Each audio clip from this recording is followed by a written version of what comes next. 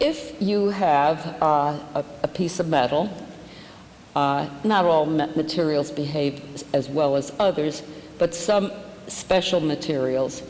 If across the metal you have a temperature difference, so here's the hot zone and here's the cold zone, then a voltage will develop. And why does that happen? It happens because the density of electrons is different for the hot and the cold region. And because the density of electrons is different, you get a dipole moment established between the two ends, and that is the origin of the voltage. So the quantity that measures that voltage difference, here is the voltage difference divided by the temperature difference, is called the Seebeck coefficient. If you want to make a device and capture that energy, you need two things. You need a large Seebeck coefficient. So this is capturing this temperature difference. You want to capture that electrically. But you want the two ends of this bar to stay at this large temperature difference. So that means that you want the thermal conductivity between these to be very, very small, so that this temperature difference is not destroyed, but remains large. So that's the physical reasoning behind this so-called figure of merit, ZT. So here's the Seebeck coefficient. We have to collect the electrons, the carriers of the energy. So that's sigma, electrical conductivity. And then we have in the denominator, we want the thermal conductivity to be very small. So this is the quotient, ZT. And so how do we do this? And that's what my talk is going to be about. We have to have some kind of approach. So thermoelectricity is interesting, and the origin, the history was that people put in effort in the 1990s, 20 years ago. This field took a big spurt forward because people wanted to have submarines being very, very quiet. That was the stimulus of this whole thing. And it was the US Navy and the French Navy that decided to put money into this and get people excited. So it had a military purpose. It wasn't to collect waste energy, but I think that for societal benefit, that's what we're really looking for in the long run. So, okay. Now, here are some of the problems and why this is a technological challenge. So if you look here, you see we want the Seebeck coefficient to be large. So we want a large value here, the Seebeck coefficient. And we want the conductivity also to be large. Well, for the Seebeck coefficient to be large, the carrier density, that is the number of free electrons that we have per unit volume in this bar that I showed, we want that number to be very small to have this high Seebeck coefficient. However, to have a high electrical conductivity, we want that same number to be very large. We can't have it at the same time. So we have to have some kind of compromise. Thermoelectricity is all about compromise.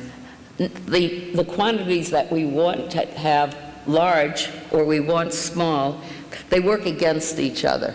So we have to have some kind of compromise, and that's what makes this an engineering field, and it makes it hard to make progress. So therefore, we want a large S and we want a large sigma, but to make that happen, we compromise and we produce a large S squared sigma, because in the end, S squared sigma is the outcome. So we have two competing things, and we compromise. The thermal conductivity, likewise. We would like to have a low thermal conductivity, a high electrical conductivity, but they are related to each other. If you make a high electrical conductivity, you will have a high thermal conductivity because the electrons carry both electricity and heat. So we've got a problem in our hands, and that's a challenge. And progress is being made. So the field got a big impetus during the World War II days and right after. And there was a big expansion in capabilities and interest in this field. So the 1960s saw this big increase from very, very tiny values of the ZT factor to a value of 1. At that value, industry started, and people were using thermoelectrics for various small applications. That is, the space program in the United States worked entirely through this, because when you put a satellite up, it's thermoelectric energy that propels it. So it was useful, but it had niche applications, and it was not widely used. It was used over this period from 1960 to 1990, but almost no improvement in performance. The Navy, French Navy and US Navy, got on the science community on their backs just around 1990, 92, that era. And then this experiments were done increasing the value. And nowadays, niche labs report some very, very high numbers, but what can be achieved generally in everybody's lab in a repeatable manner is a value of about 1.5. So this is about where we are now in 2012. Okay, and I have some numbers here on the side of different reported papers with large values, but for the most part, neither of these works have been repeatable by other groups.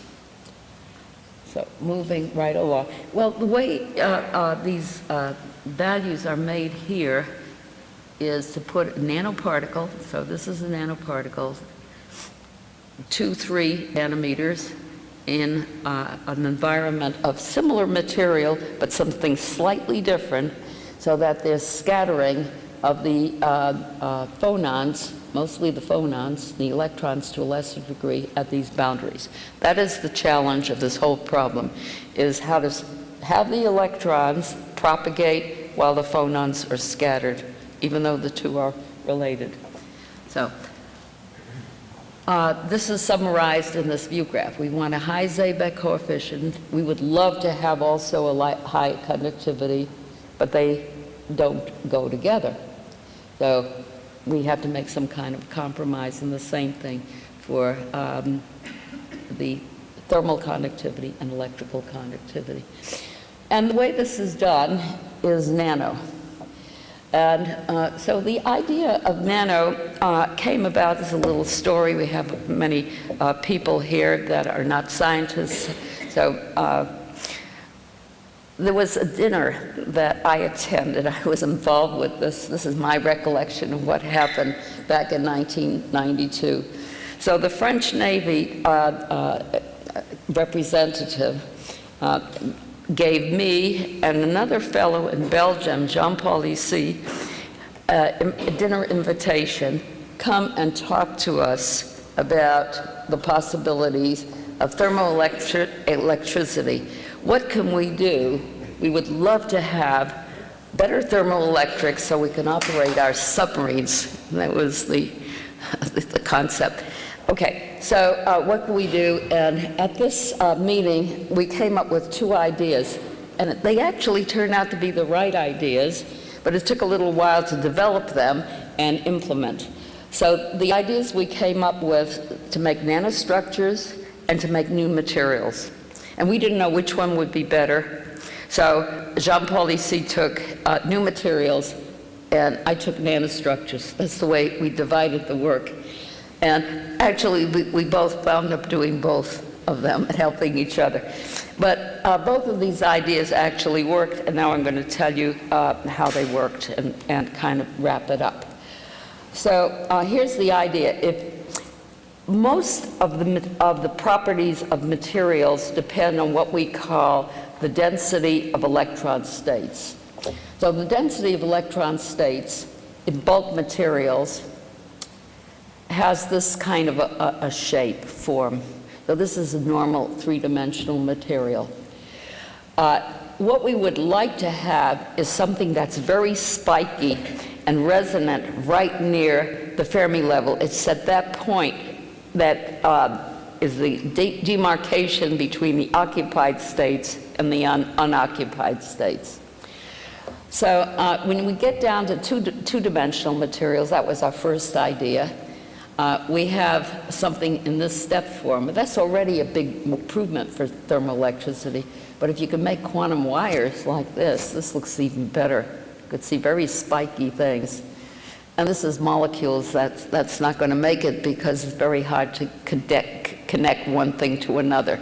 So wires looks pretty good, and maybe the two-dimensional things. So those are the areas that we started working with in the 90s, and those are the things that developed and are used today.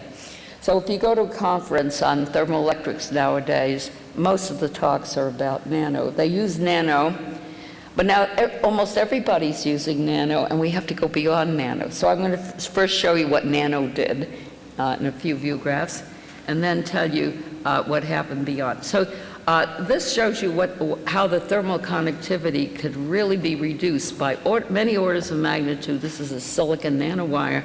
Depending on what the diameter of the nanowire is, you can bring down the thermal conductivity by very, very much.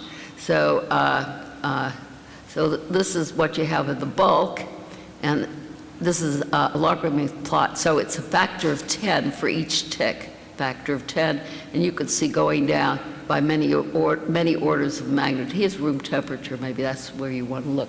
So this is the first concept, and I'll show you a whole bunch of results in very rapid order about how boundary scattering, that's the first thing that we worked on in the community, and it's been quite effective. So recent advances, I call that, yes. Bringing down the figure of merit here, this is kind of a summary of many materials. So going from bulk to nano, so let's take a given material. So let's take, for example, bulk, here's N-type silicon germanium. And then I want to go to nano, so nano is here. Then take bulk, this should be P-type. One is N and one is P-type. Go from here down to here. And each case, you go down almost an order of magnitude by going nano. So this is collective. And this is kind of a theory that a student did. This is a PhD thesis. But he did a lot more things, of course, but this is one paper that really had an impression of me. I learn a lot from students. And what he showed me is that independent of the shape and the size, sometimes, it's the interface density. The amount of scattering is controlled by how much interface the carriers see as they move through the material. So we want to have the interface density as large as we can. So that was done, and it obviously, this is experimental data here, so it works. The next idea, that was done in the laboratory on single samples, but single samples don't cool big ovens or in automobiles, so we have to have a massive amount. So how do we make massive amounts? So here's an idea. You can put particles in some kind of surrounding medium, and that's one thing that we do. Or we could take material A and material B and grind it up so that between them then have a lot of interfaces. And that one works also very well. But this one here works much better on a commercial basis. So now there are companies that are doing this and making it available to the auto industry.